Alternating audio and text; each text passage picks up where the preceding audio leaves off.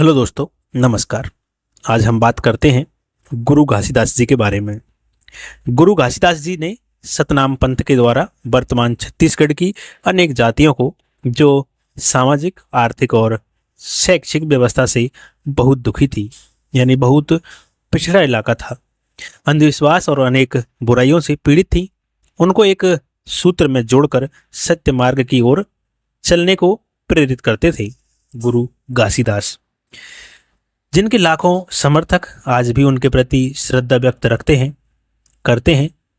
उस समय समाज में जाति वर्ण व्यवस्था का बड़ा जोर था। शूद्र कही जाने वाली जाति, उनसे सभी से भेदभाव बहुत ज्यादा होता था। अनेक देवी देवताओं की पूजा होती थी, उसके द्वारा गरीबों का शोषण होता था। दोस्तों, लूटपाट का बोलबाला था। मुस्लिम शासकों का भी देश में इस्लाम फैलाने का प्रयास हो रहा था। तो चलिए, आज हम गुरु घासीदास जी ने उस समय क्या क्या किया था लोगों के लिए और क्या दीप जलाया था। तो आप अगर हमारे चैनल पर नए हैं तो चैनल को सब्सक्राइब कर लें। वीडियो अच्छी लगी तो आप लाइक जरूर करें और वीडियोज़ को शेयर करें, क्योंकि हम बहुजन इतिहास के बारे में बताते रहते हैं इस चैनल पर। तो दोस्तों, उस समय गुरु घासीदास, ऐसे ही विकट समय में गुरु घासीदास का जन्म छत्तीसगढ़ के गिरोधपुरी रायपुर में महंगू मंगूराम और अमरोतन बाई से उनका जन्म हुआ 1756 में। दोस्तों, इनके पिता का एक साधारण व्यवसाय था, ये किसान थे। जब घासीदास जी 1 वर्ष के थे तभी इनकी माता का देहांत हो गया। बहुत दुख की बात है दोस्तों। इनके पिता ने बड़ा संघर्ष किया। कहा जाता है कि एक बार यह गोपाल मरार के खेत में कई मजदूरों के साथ काम कर रहे थे। खेत की खुदाई के समय जवाहरातों से भरा एक घड़ा मिल गया। सभी मजदूर मिलकर मिले जवाहरातों को बांट लेना चाहते थे, किंतु घासीदास ने इसका विरोध किया और घड़े को गोपाल मरार को सौंप दिया। इससे गोपाल मरार बहुत प्रसन्न हुए और घासीदास को एक जोड़ी बैल और एक हल पुरस्कार के रूप में दिए। इसी तरह जब यह जंगल में एक बालक के साथ खेल रहे थे, तब एक सांप ने इनके साथी को काट लिया। घासीदास ने अपने मित्र के काटे स्थान को चूस कर विष को बाहर थूक दिया। अपने प्राण की परवाह न करते हुए अपने मित्र के प्राणों को बचा लिया। इससे लोगों के मन में इनके प्रति सम्मान बढ़ गया। 20 वर्ष की आयु में पिता मंगूराम जी ने घासीदास का विवाह यवन तहसील के गांव सिरपुर के निवासी देवदत्त और सत्यवती की कन्या सफूरा देवी से कर दिया गया। विवाह के 4 वर्ष बाद पिता का देहांत हो गया। दोस्तों, अब परिवार की सारी जिम्मेदारी घासीदास जी पर आ गई थी, क्योंकि माता का देहांत 1 वर्ष के थे तब मर गई, और जब ये 1 वर्ष के थे घासीदास जी, तो इनकी माता का देहांत हो गया। और इनकी जब शादी हुई सफूरा देवी से, तो शादी के कुछ 4 साल बाद ही इनके पिताजी का देहांत हो गया। घासीदास जी परिश्रमी किसान बन गए और सभी खेत करने वालों को किसान कहा। कृषि कार्य के साथ ही वह सामाजिक कार्यों में भी व्यस्त रहते थे। दोस्तों, सामाजिक कार्यों में अधिक समय देने से सफूरा देवी नाराज हो जाती थी। कुछ दिन के बाद सफूरा देवी को एक पुत्र हुआ, जिसका नाम अमरदास रखा गया। 7 साल अमरदास एक दिन खेलते खेलते 7 वर्ष के हो गए थे, जब एक दिन खेलते खेलते जंगल में खो गए थे, गुम हो गए थे। पति पत्नी यानी घासीदास जी और सफूराबाई बहुत दुखी हुए। एक व्यक्ति ने बताया कि अमरदास को उसने शेर के साथ खेलते हुए जाते हुए देखा है। घासीदास बच्चे की खोज करते रहे। सफूरा देवी के कहने से वह जंगल में बच्चे की खोज करते हुए चले गए। घने जंगलों के बीच टहलते हुए घासीदास छतरीनुमा पहाड़ियों के बीच बसे गांव छाता पहाड़ पहुंच गए। यहाँ लटकती हुई एक चट्टान पर घासीदास सतपुरुष का ध्यान करते हुए बैठ गए। कई दिनों तक वह ध्यान मग्न रहे। कुछ असामाजिक तत्वों ने इनके ध्यान में व्यवधान भी डाला, लेकिन यह जमे रहे। इस अवस्था में कहा जाता है कि एक माह बाद पहाड़ की गुफा से एक शेर दहाड़ता हुआ बाहर निकला, किंतु घासीदास का ध्यान भंग नहीं हुआ। शेर घासीदास की ओर ध्यान से देखकर वापस लौट गया। इस घटना से उनको आभास हुआ कि वह सांसारिक मोह में भटक गए हैं, उन्हें सत्य की खोज करनी चाहिए। इसके बाद घासीदास गिरोधपुरी लौट आए, समाज सुधार के कार्यों में लग गए। 10 माह तक ध्यान बोध चिंतन मनन करते रहे। फिर उससे उन्हें जो बोध हुआ, जो ज्ञान हुआ, उसका जीवन भर प्रचार प्रसार करते रहे। उन्होंने जो उपदेश दिए उसे सतनाम कहा गया। उनके अनुयायी सतनामी कहलाए। सत्य की राह पर चलना ही सतनाम पंथ है। सतनाम का स्मरण कर सत्य को धारण करना ही सतनाम धर्म है, जो कि आजकल पंजाब में काफी अच्छा फल फूल रहा है। दोस्तों, सत्य धर्म की कुछ महत्वपूर्ण बातें हैं, नियम है कि सतनाम को मानो, सतनाम को ही मानो। यानी सतनामी किसे कहते हैं, आपको हमने बताया है। दोस्तों, सतनामी जीवन यानी उन्होंने उपदेश दिए, उनको ही सतनाम कहा गया। जो घासीदास ने उपदेश दिए थे, सत्य की राह पर चलना ही सतनाम है, यानी सतनाम को ही मानो, उनके अनुयायी। ऐसे नियम है। मनुष्य की एक ही जाति है, वह है मानव जाति। मनुष्य का एक ही धर्म है, वह है सत्य धर्म।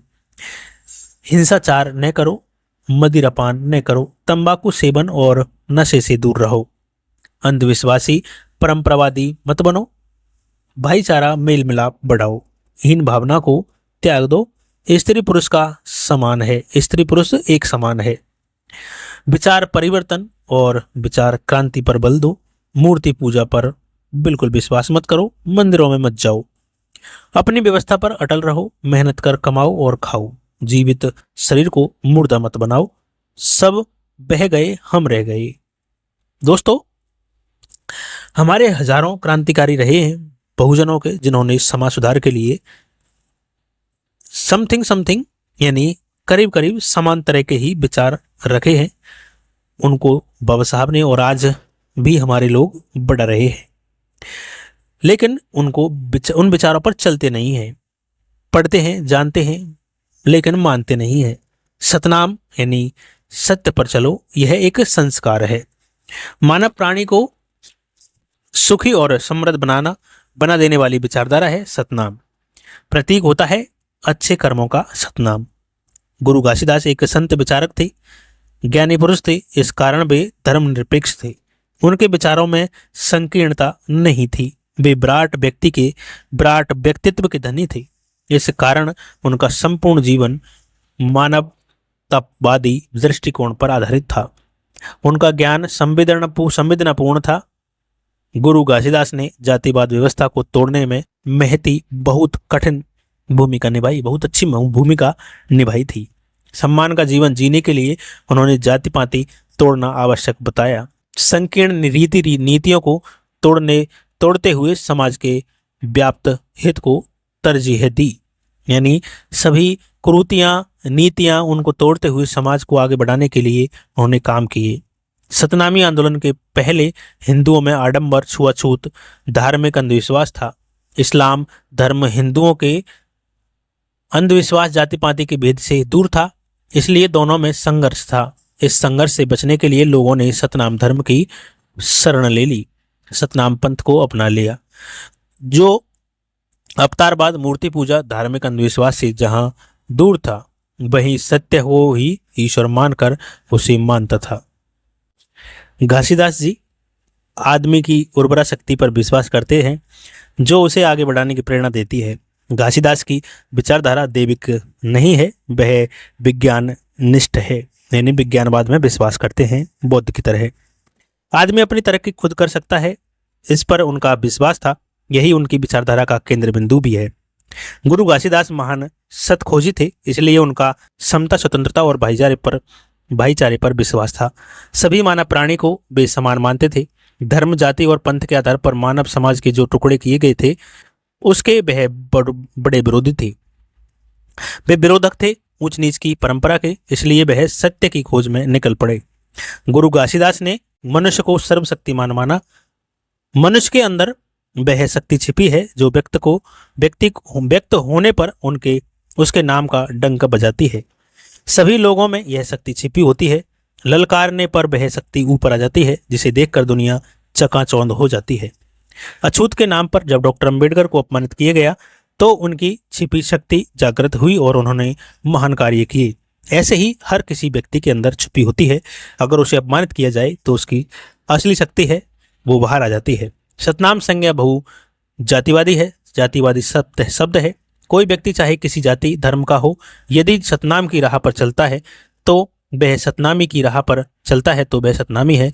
जो लोग सत को अपने आचार विचार और दैनिक व्यवहार में, निकट जीवन में इसका उपयोग करते हैं, वह सतनामी है। ब्राह्मणवादी व्यवस्था में सतनामियों का विरोध होता है। एक लोकगीत में इसका वर्णन किया गया है कि बाभन छत्री के संग बाबा लड़ी लड़ाई, तोर हमर काय एक है, भेद कहाँ ले आई। दोनों के खून लाल बने हैं, गड़ो इया के सतनाम, मैं तोर संग लड़ाई लड़ाई, जाबे भाग कहाँ मोर भाई। और ओई गीत ले बाभन पड़े, ओई गीत ले पड़े सतनामी, सतनामी ते भुइया बैठे, बाभन बई बैठे छानी। मन में तुहर भाव भरे हैं, कैसे हो ही भलाई, कैसे होई भलाई। गुरु घासीदास जी ने जाति व्यवस्था तोड़ने तथा एक स्वस्थ समाज के निर्माण के लिए जाति विहीन व्यवस्था के एक कदम उठाए, बहुत सारे कदम उठाए। उन्होंने समता मूलक समाज की रचना का विचार रखा जो छोटे बड़े के भेदभाव पर आधारित नहीं था। उनके पंथी गीत में स्पष्ट रूप से इसकी रचना झलक मिलती है, जैसे जिसमें सभी जातियां और पंथ सम्मिलित थी। पंथी गीत क्या थे? सतनामी की संख्या दिन दिन बाढ़त जाबे भारी, गोंड कमर कोरी पासी चमारा मेहरा मोची, राउत ओ रोहिदा तेली सतनाम ले गई, अहीर ब्रजबाती मबली बरई उई तमोली, राउत गोवारा बंजारा हरबोला ओ गोधली, गडरिया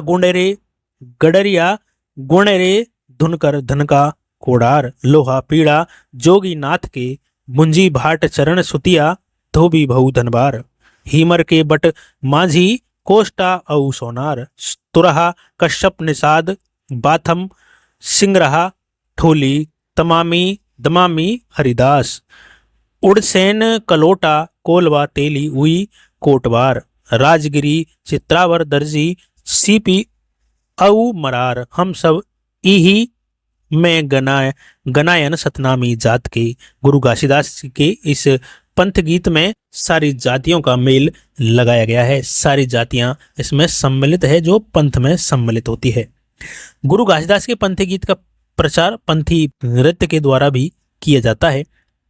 एक गीत में गाया जाता है कि मंदिर माँ का करेल जईबो, मंदिर माँ का करेल जईबो, अपने घर ही के देवल मनईबो, काज अगरबत्ती पूड़ा पत्थर माँ चढ़ईबो, मगर पत्थर खा सुगंध, देवतन देख वो मंदिर भा करेल जईबो। यानी वो मंदिर में जाने के मना करते हैं। क्या पत्थर भोग खाता है? बहुत सारी बातें हैं।